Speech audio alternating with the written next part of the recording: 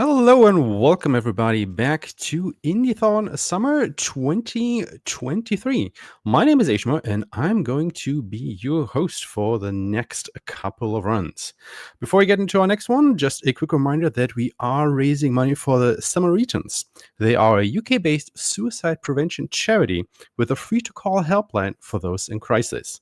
They deal with over 10,000 calls a day. And every call they answer could change a life forever. So please go ahead, get your donations in for our awesome prizes that I will get into a little bit later on. But before we get into that, we have our next runner coming up, NickRPGreen, which you know from his Unmetal run a little bit earlier in the marathon. Today he is back with a new run that he probably has way more to tell about than I do. So Nick, here's your stage. Thank you very much. Yes, my name is NickRPGreen. I'm quite well known for running Unmetal. And this is a game by the same developer, NickRPGreen. This was the game that NickRPGreen made before he made Unmetal. Well, sort of. There was probably something smaller in between as well. But Fran is a massive fan of the MSX2 computer. And he tends to develop games for the MSX2 computer, and then he'll either port them or he will remake them for modern consoles. That's exactly what he did with Unmetal. Unmetal is a remake of an MSX2 game he made called Prisoner of War.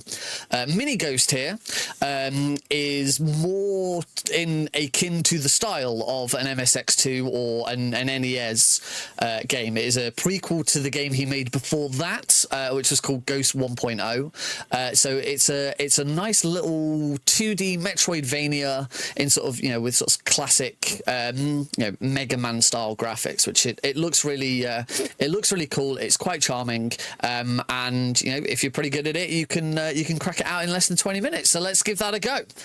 So we're going to start a new game.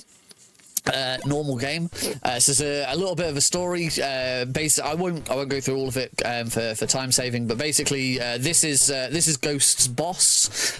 Ghost Boss has a great idea to earn some money. He's going to infect a computer on a space station with a virus, and then send his own agent in to fix the virus that he sets. So we've got a mission, and we will get started as soon as I confirm this screen. So let's do that in 3, 2, 1, go. So as I said, this is you can see already, very, very much inspired by NES MSX style graphics. And being a Metroidvania, we can't do a lot of things to start with, so we are going to have to go and collect a bunch of items. The very first item there, Servo Feet, that allows us to run faster, which of course in a speedrun is very, very important. So we're going to start moving through this labyrinth, killing off enemies. And right now I am on the lookout for cubes. I am not getting very good RNG with finding some of these cubes. Let's get some guaranteed cubes. So these little dots are cubes. They are basically currency in the game, and we're going to be using those to buy some upgrades. So some upgrades we will just find out in the world, like this next one. That is the callback button. That's going to allow me to jump back to the very start of the game at any point, which we'll be using that quite a lot. So there's another cube. So whenever I break open a box and it looks like there's 4 cubes inside it, there's actually 5. But visually it only looks like 4. Those are guaranteed. If I ever break open a box or kill an enemy, and there's 1 cube in it, that was random. The rest of the cubes in the game are RNG. So we got a couple of items there. We got the battery upgrade that allows me to carry more cubes, because we're going to have more expensive upgrades later. And then I also picked up keycard number 1, which is going to allow us to get into zone number 1. We're now going to go into this dark area. There are some night vision goggles, and normally when you play the game, when you first enter here, the game says, "Oh, you shouldn't come in here. You can't see." We'll get go find some night vision goggles so you can see. But we don't need that. We're speedrunners. We ignore such instructions and rules. So I'm just going to run over here because there's another 5 guaranteed cubes in there. and we're going to get the item that we came in here, Piggy Bank. Very, very important item, particularly to get that early. Piggy Bank now means that whenever I level up, and every time I kill an enemy, I get 1 point of XP. I will get 20 cubes. So this is actually going to be the main source of income for us throughout the run. So I've got another 5 guaranteed cubes in there, so we'll go get those. I'm going to drop those mines because I don't need them. Right now, I am building up towards 60 cubes, and this one can be a bit risky. So I'm hoping that the game is nice to me and gives me plenty of random cubes to play with. It's not been too bad so far. There's my I've just leveled up, so I'm now on 43. So I should be good. There should be plenty more plenty more guaranteed cubes in the world to get me through. Kill some more of these enemies. There's another one. Right, now we're going to head into Zone 1. And the basic idea of the structure of the game is the final boss is in Zone 4. The Zone 4 card is in Zone 3. The Zone 3 card is in Zone 2. The Zone 2 card is in Zone 1. And we've already picked up the Zone 1 card. So the structure of the game is very, very simple. There we go. So we've got 60 cubes. We only needed 60, so that's good. We've got a couple spare. And now we're going to go and head off towards the first boss. Now, every time I kill these enemies, you may see that sometimes they drop nothing, sometimes they drop a cube, sometimes they drop a weapon. So Minighost also has secondary weapons. We can only carry 3 of the same type at any one time. And I'm hoping to get 1 more off one of these 2 enemies. If this guy could drop a rocket, excellent, that's amazing. So I now have a maximum of 3 rockets, which is going to be fantastic going into the first boss. Pick up the mine detector so we can detect mines later. And this is the first boss. It should be a pretty quick affair. So I'm going to fire my 3 rockets at it. Oh, get shot by it. And now just slowly pepper it away until it's done. There we go. First boss has been defeated. If you thought that boss was quick, well, we've still got boss 2 and 3 yet, particularly boss 2. So we get access card 2. We're going to teleport back to the start of the game and head off to our next area. Marathon safety. I'm gonna heal. I'm only 2 off the maximum health, but we'll grab it. Just to be on the safe side. It's always good for marathon safety. So we're going to head over towards Zone 2. We've got an upgrade to get in there, which is our next battery upgrade. So we can at the moment we can only carry 80 cubes. We need to be able to carry at least 100 for the final upgrade we're going to need. This is the minefield room. This is why we grabbed the mine detector. The mines in here aren't random. They're always in the same place. So we could go through without the mine detector, but because the mine detector is really not out of the way at all, it makes more sense just to grab it. So, making our way through here, a slight deviation from the current world record tour, current world record run, which was grabbed 3 years ago. This game isn't very active, I should point out. I am currently the only active runner of this game, and I am currently, actually, as of last night, in the process of building up an Unepic Games speedrun wiki to try and build up some of the knowledge of all of the various games that people have speedrun in the past. But this game came out in 2017, and at the time of release, and then about 3 years ago, it got a sort of a small speedrunning community behind it, and long before I got into any of these games. Next upgrade here, battery upgrade number 2, so we can now carry 120 cubes, which is exactly what we need. So I'm going to keep making my way through. So yeah, this game hasn't really been ran actively by a lot of people for quite some time, until I got my grubby little paws on it. Built an auto splitter for it because it didn't have one, and yeah, it's been an interesting ride, but I am struggling to try and keep up with the world record. But I'm just going to be now making my way through zone number 2. We've got a new enemy. This is probably the most important common enemy in the game, these laser drones, because they drop lasers. Uranium there allows me to destroy some barrels. You'll see those barrels in a minute. The laser is the most powerful of the secondary weapons, and is going to be the item I use for the remaining bosses. I only have 2 of them. There's one of those barrels. I only have 2 of them, which is fine. The next 2 bosses we only need 2, but it is nice to have 3 so that I've got a spare one ready. So keep an eye on this boss because he's dead. That is the power of the laser, everyone.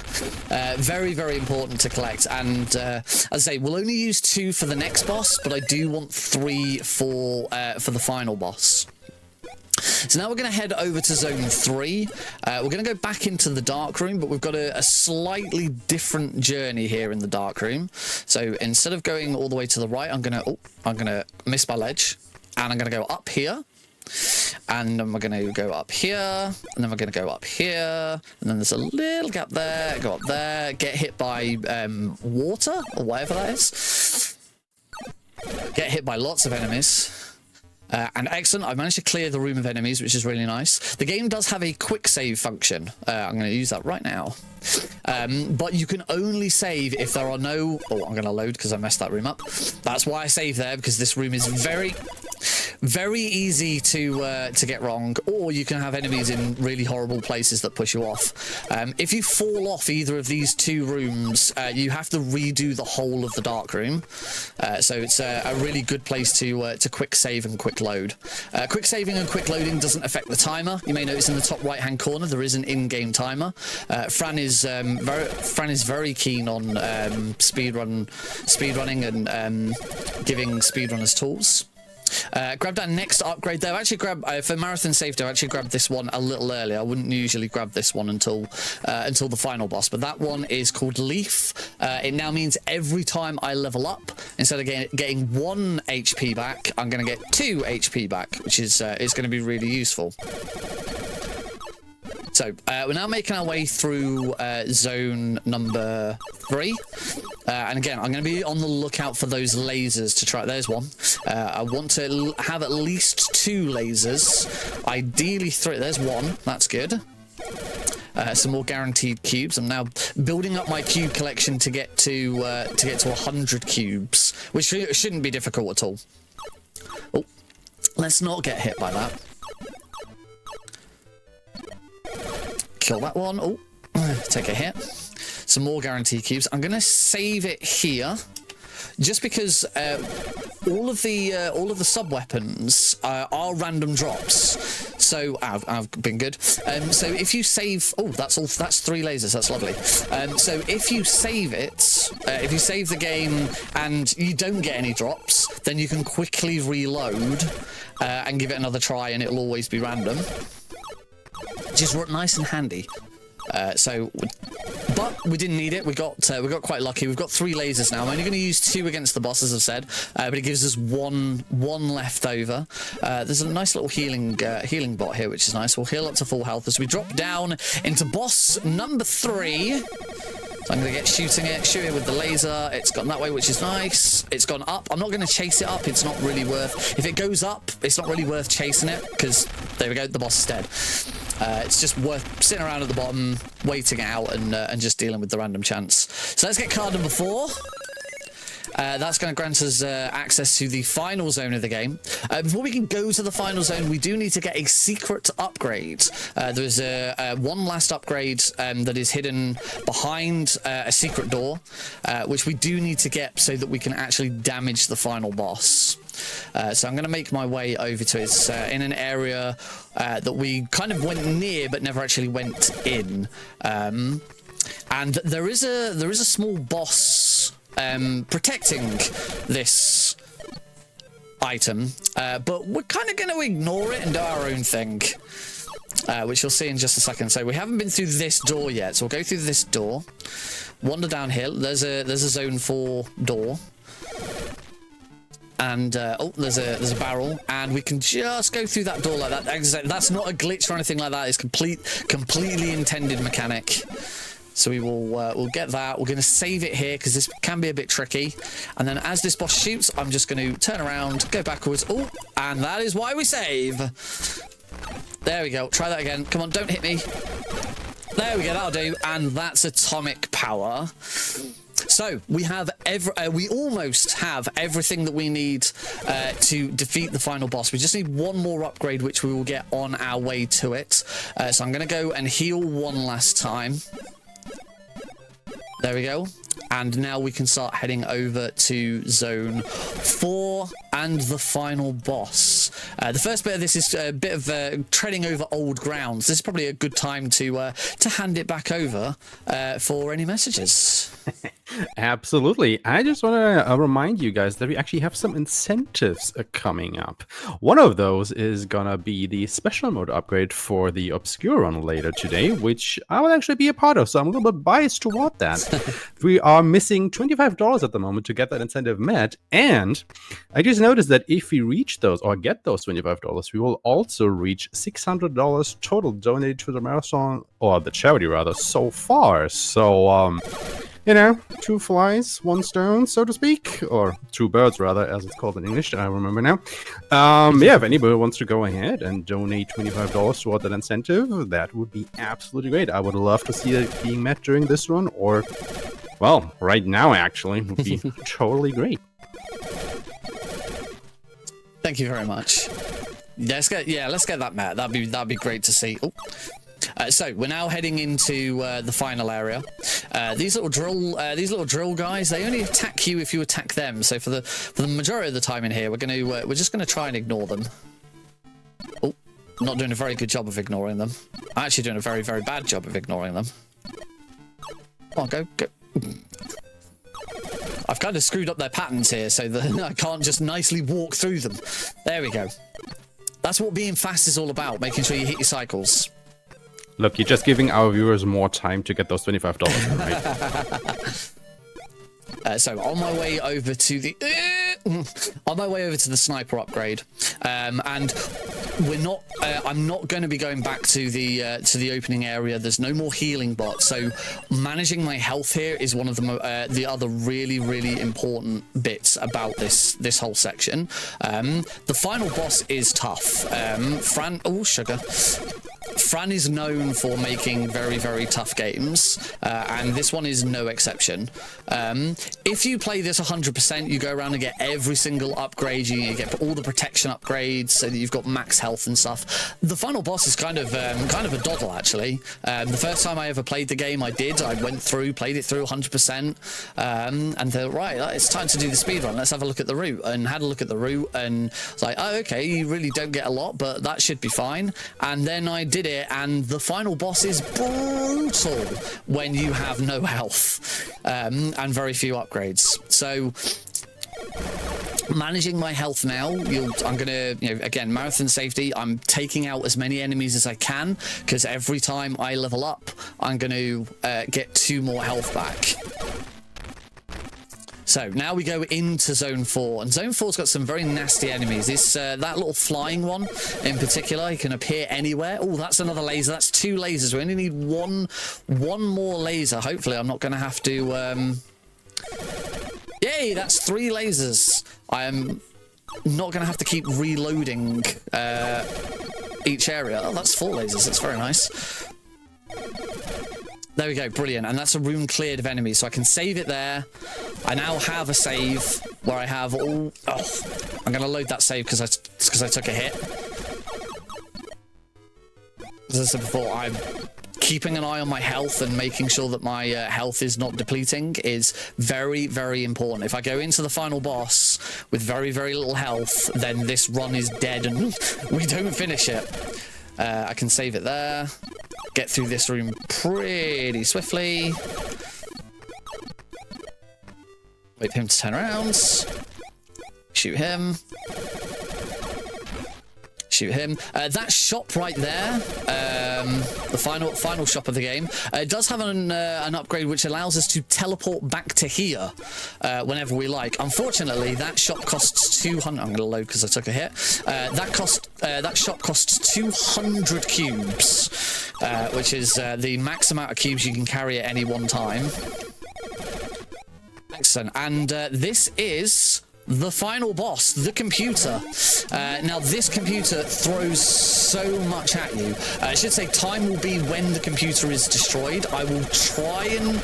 I can't really give you a countdown because it will happen very, very quickly once I've depleted it enough. But the idea with this boss is we stand on these steps and we have to destroy these boxes. I have to very carefully jump up and down these steps. And then whenever these turrets come up above here, I try and sort of slow down, shoot them. If I don't shoot the shields long enough, rockets will start coming out. There's a fire pit below me, and after a little while, we'll get the little frog enemies from the dark area come back as well. Holding on to my lasers so I can kind of use them at the last minute to finish it off. There you go. There's the little frog alien thing. If you get hit by the boxes or any of the little lasers that are coming off the boxes, you can't shoot for a short time. And one more hit, come on! Time! Ooh. It's always nice to get that boss done in one go. And that is an IGT of 18:04. So, only 30 seconds behind my PB, which isn't bad for a marathon run. But yeah, that is a very, very whistle-stop tour of Mini Ghost. The whole game itself, if you actually want to go through and collect everything, there's so much more content in there.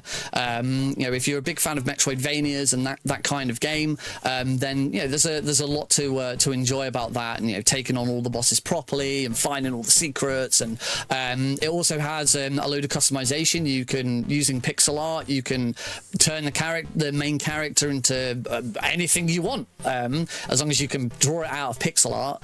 And there's a Steam Workshop support, so you can grab other creations on there as well. There's a quick epilogue. Mini Ghost destroyed the computer. Boss is happy. He goes back to the company to claim his money, and they was like, "You're supposed to fix the computer, not destroy it. You owe me 200 million credits." And he's like, "Ghost!" Which isn't fair, because she just did as she was told. He told her to do that. And then there is a small epilogue which alludes to the setting of the next game in the series for this one, Ghost 1.0, which is another Metroidvania, though not in a NES MSX style. But that's it. That is Mini Ghost. As I say, I am the game's only active runner at the moment, so if anyone else is interested in having a crack at this one, picking it up, then reach out to me or go and check out the game on speedrun.com. There is a link to the brand new wiki that I'm building for this. And yeah, it'd be great to see some other people jumping in on this. If you want to watch more from me, either on this, I'm running on Metal. I'll be doing some other stuff on my channel before I take paternity leave from Twitch. You can find me at twitch.tv/NickRPGreen. But that'll do for me. Thank you very much. All right, thanks so much for that run of Mini Ghost. That was an awesome little platformer, I gotta say. I really enjoyed that one. But yes, go ahead, give that man a follow. And if you want to try out that game yourself, do what he just told you. Coming up, we have a run of Mad Father done by Linkermeister. And do remember that we're also still looking for those $25 for that obscure incentive. And we want to reach that $600 before the next run comes up. So go ahead, hit that donate tracker. And I want to see that $600 when we come back with the next run. In the meantime, we'll go to a quick intermission, set up the next run, and go ahead, get up and stretch, grab something to drink, and I will see you guys in just a couple minutes.